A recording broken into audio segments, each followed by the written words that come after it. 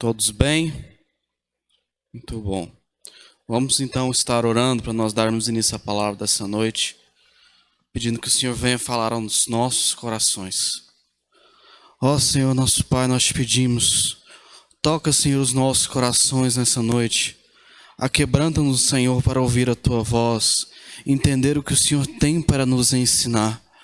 Nós te louvamos, porque até aqui o Senhor tem nos ensinado, nos mostrado, e te pedimos, continue nos ensinando, continue, Senhor, nos mostrando o caminho. Nós te pedimos, em nome de Jesus. Amém? A igreja pode se assentar. Eu vou só tirar aqui um pouco, porque está incomodando. E não adianta eu ficar com ela, porque ela vai ficar caindo o tempo todo. Mas eu estou longe de vocês. Não temos perigo neste momento. Abra sua Bíblia comigo em Eclesiastes capítulo 3. Nós estamos vivendo uma época em que a gente acaba tendo até mais tempo, para refletir um pouco sobre a vida. E nessa noite eu gostaria que vocês refletissem junto comigo sobre dois assuntos que estão interligados: o tempo e as nossas preocupações. Quando geralmente a gente fala de um, automaticamente já aparece o outro. Quando nós paramos para refletir sobre o tempo, entender como o tempo funciona, o que é o tempo, e até questões como Deus se relaciona com o tempo, é algo extremamente complexo, muito, muito complexo. Mas, na simplicidade do nosso dia a dia, tempo é como a gente vive. É aquilo que a gente viveu, o nosso passado, o que a gente vive agora, o nosso presente, e o que a gente vai viver, o nosso futuro. Todos esses três momentos estão interligados entre si de alguma forma. E muitas vezes a gente não para reparar no que o tempo tem a nos ensinar. E nós temos duas formas de vermos o tempo. O nosso tempo individual, que é a nossa história, como nós vivemos, o que nós já fizemos até chegarmos aqui. E o tempo como uma história geral, o mundo como um todo, que nos trouxe também até o momento em que nós estamos vivendo. Eu já falei isso várias vezes.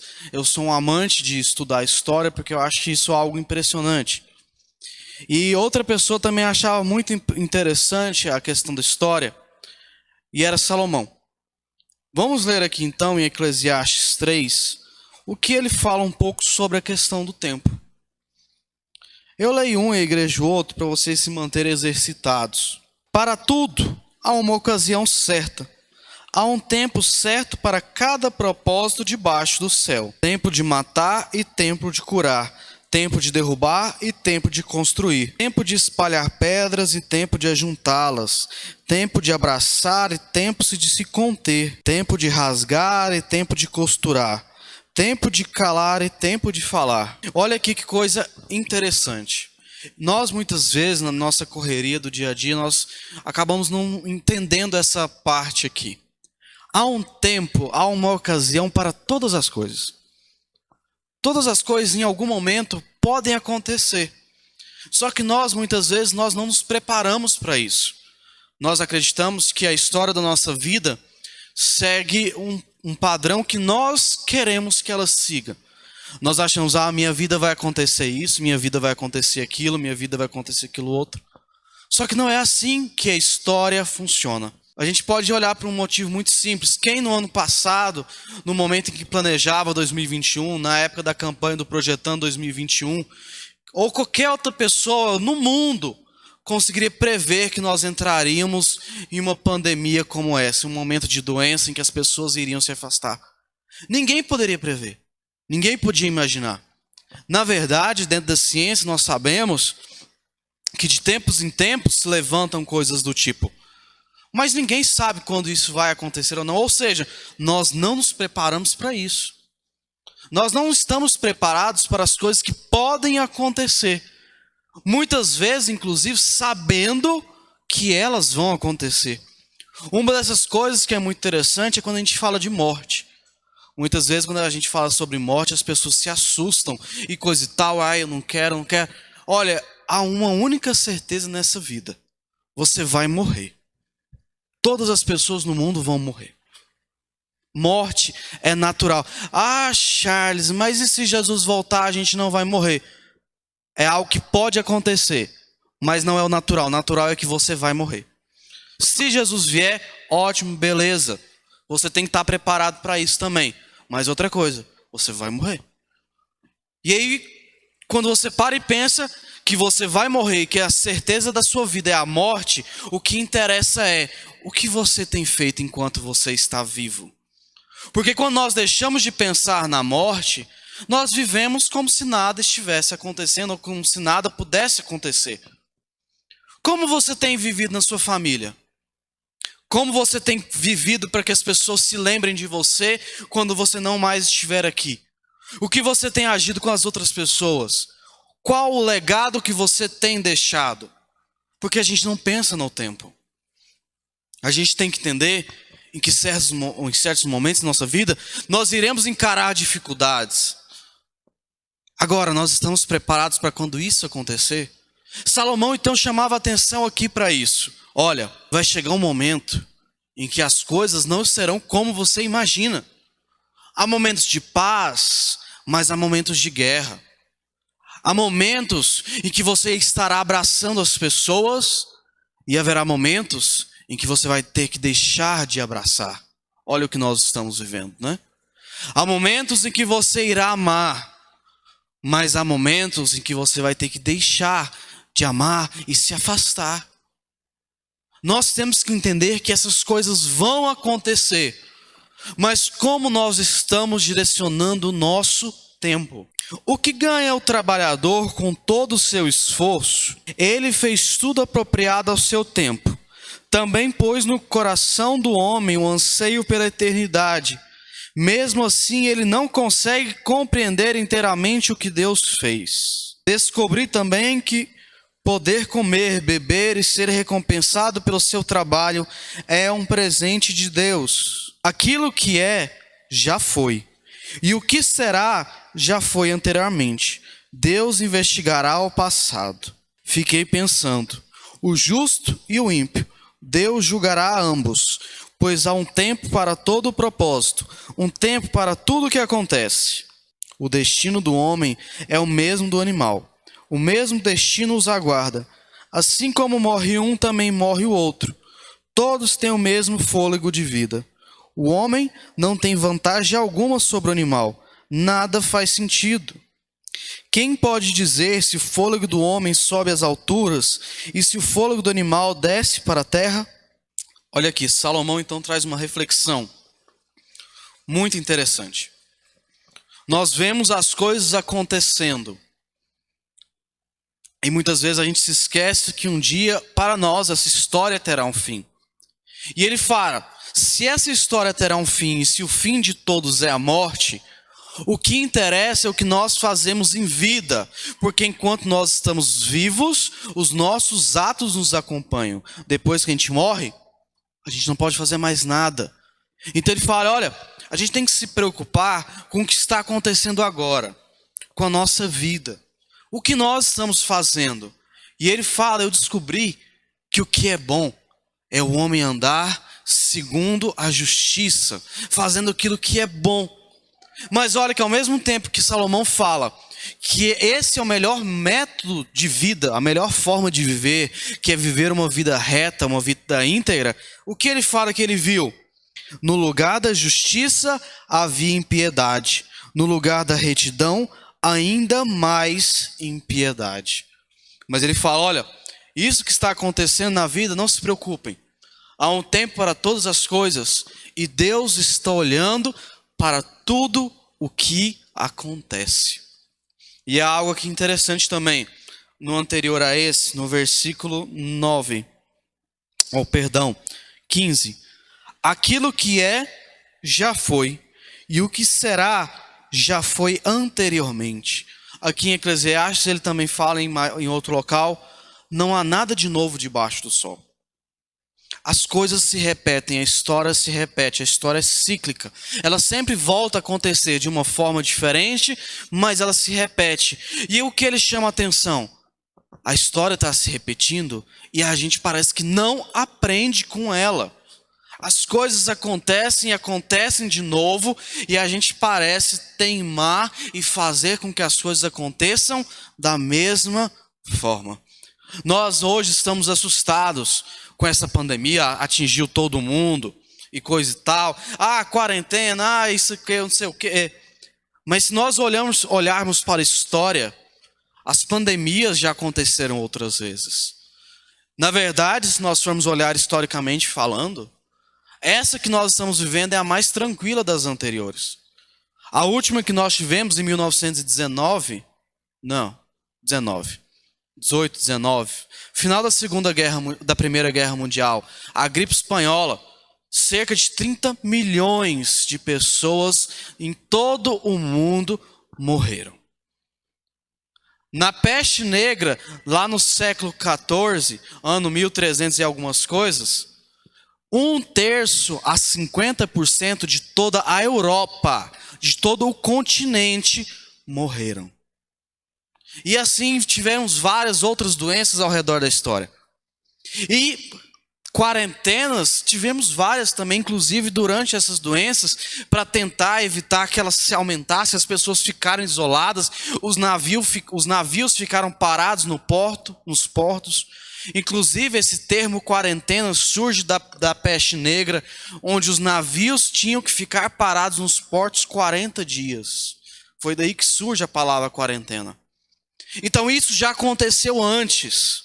A história nos ensina, olha, já tivemos doenças, vocês precisam aprender, em algum momento, isso pode acontecer de novo.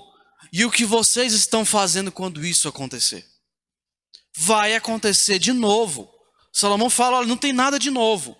O que é, já foi. A doença que nós estamos vivendo hoje, já foi. Ou seja, já tivemos exemplos disso no passado.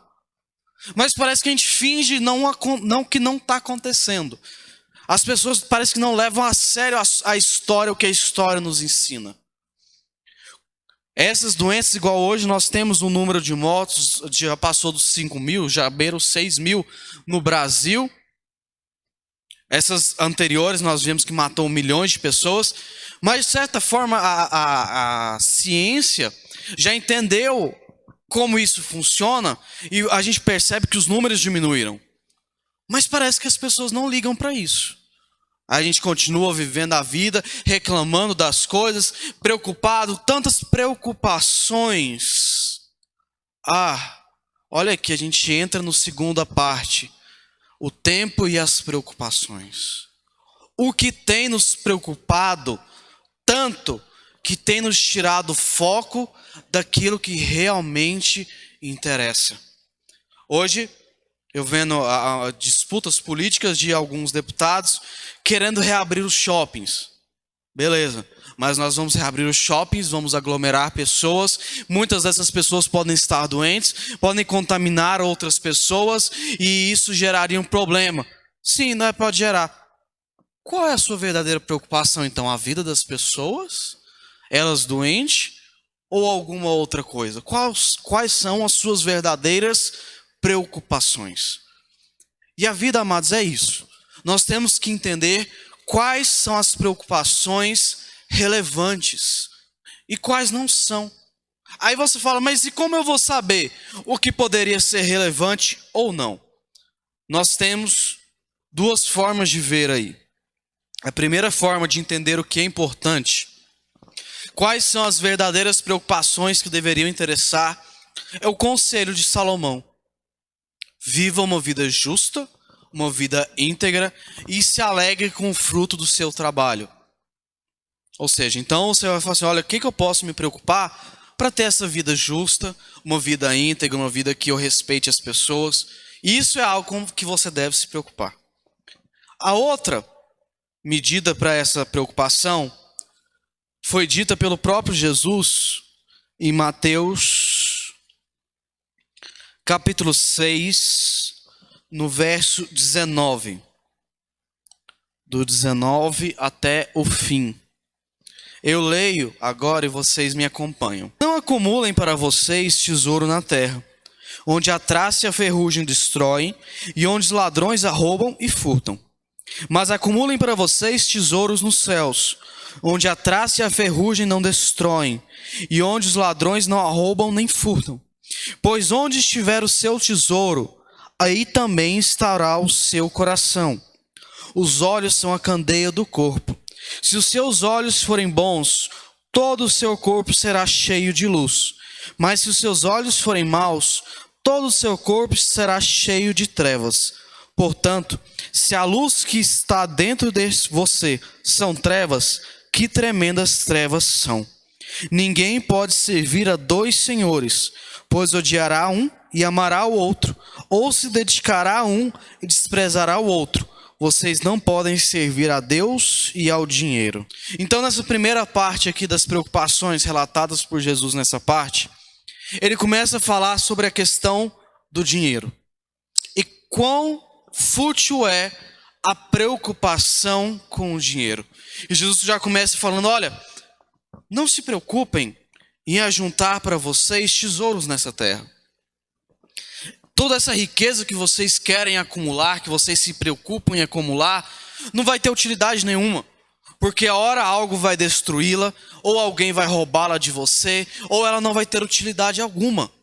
Antes, preocupem-se em ajuntar tesouros no céu. Preocupem-se então, volta que o Salomão falou, olha, se você tiver uma vida justa e íntegra, se alegrar com o seu trabalho, você não tem preocupação com aqui, você está gerando algo para além. O tesouro no céu que Jesus se relata são as nossas obras, o que nós fazemos, e não o que nós fazemos para nós, o que nós fazemos para os outros. Isso que é juntar tesouros nos céus. Quando nós ajuntamos tesouros nos céus, parece até um paradoxo, né? Para que nós tenhamos tesouro nos céus, nós temos que fazer para os outros. Quando você faz para alguém, você ajunta um tesouro nos céus. Olha que coisa interessante. E aí Jesus fala, é isso que vocês devem se preocupar. Não se preocupem com o que vocês acumulam aqui.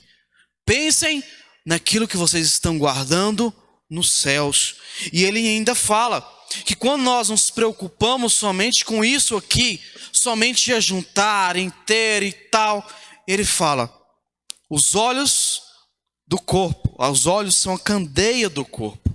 Ou seja, os seus olhos te direcionam. Aquilo que os seus olhos veem e tem como preocupação é o que está entrando dentro de você. Se você olha e vê o outro, os seus olhos são bons. Se você olha e não vê os outros, você vê somente a si, os seus olhos são trevas. E quão grandes trevas eles são. E aqui Jesus completa.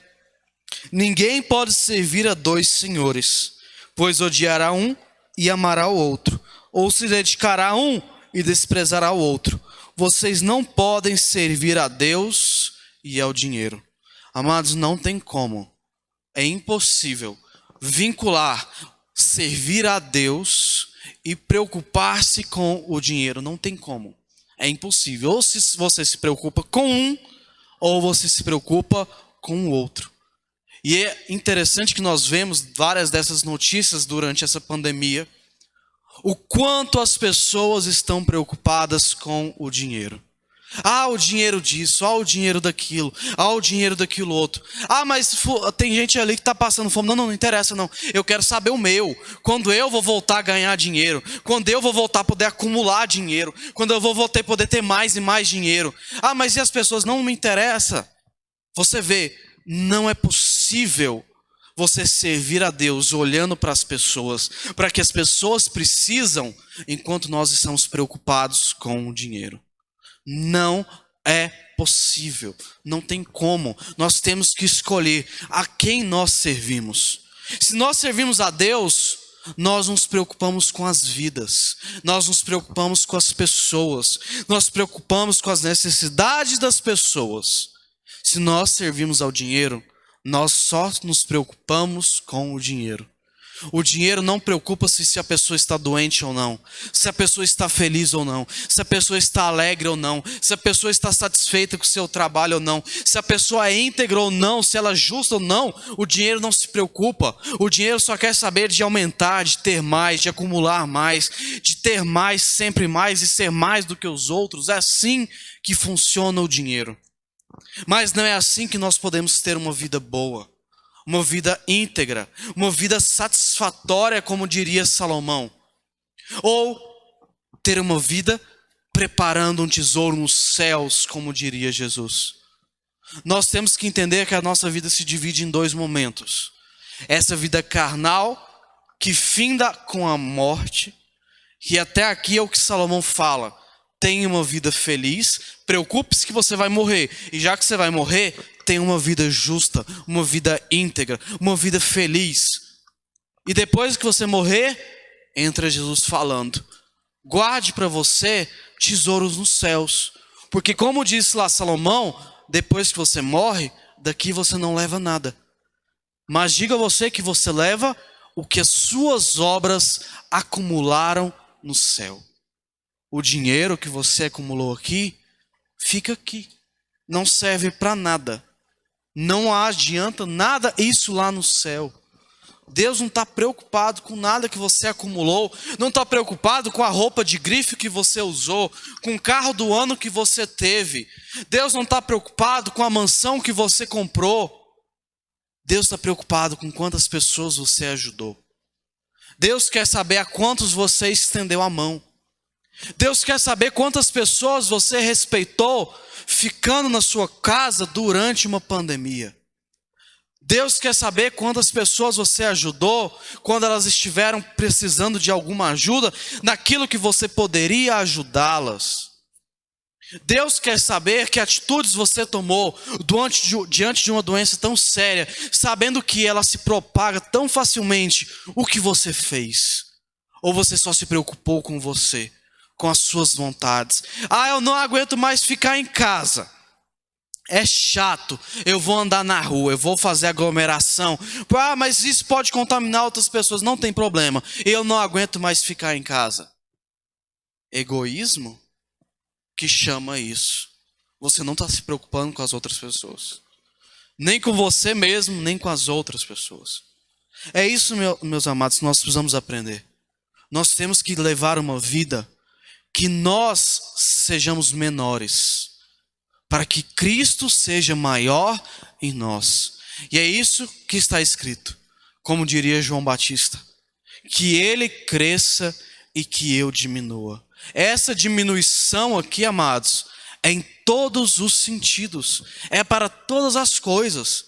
Que não é a minha vontade que seja feita, mas a vontade de Deus feita em minha vida. E se eu estou preocupado com essas trocentas coisas que o dinheiro quer que eu me preocupe, eu não vou conseguir me preocupar com o que Deus quer que eu me preocupe. Então, amados, eu quero que você guarde isso no seu coração. Quais são as preocupações da sua vida? Com que você realmente está preocupado? Você está preocupado com a sua família, com o bem-estar da sua família, viver uma vida justa, viver uma vida íntegra, ter uma boa relação com eles, ter tempo para eles? Ou você está preocupado somente em ganhar, acumular, guardar e fazer o que for preciso para isso? Nós temos que entender, amados, que há um tempo para todas as coisas nessa terra. Nós estamos vivendo um tempo que exige de nós uma visão diferente. Quando isso acabar, que se Deus quiser que seja em breve, não pense você: isso não vai voltar a acontecer. Vai. Em algum momento vai, talvez não na nossa geração de novo, mas numa geração seguinte. E essa geração que virá vai olhar para a história e perguntar: como em 2020 eles se portaram diante disso? Que legado nós iremos deixar para os que estão para vir depois de nós? Nós temos que entender, amados, que o tempo está aí para nós entendermos isso. O que os nossos antepassados fizeram, onde eles erraram, onde foi que eles fizeram cagada, por que a gente vai fazer de novo? Amados, a Bíblia, o Velho Testamento está aí, é justamente para a gente entender o passado. A gente tem que olhar e falar, olha, aqui tá errado, ó. O coleguinha aqui fez cagada. Eu não vou fazer isso. A gente tem que aprender. E muitas vezes, amados, a gente é cabeçudo, que o lugar onde a gente tropeça, a gente não quer aprender e tropeça de novo. E a vida não funciona assim. Há um tempo para todas as coisas debaixo do céu. E quando nós aprendemos com a nossa história, quando nós aprendemos com a história, nós fazemos a vida ter um pouco mais de sentido. Então eu quero que você coloque isso no seu coração. O que tem te preocupado? É realmente uma preocupação verdadeira? É realmente algo com que você deveria ocupar a sua mente?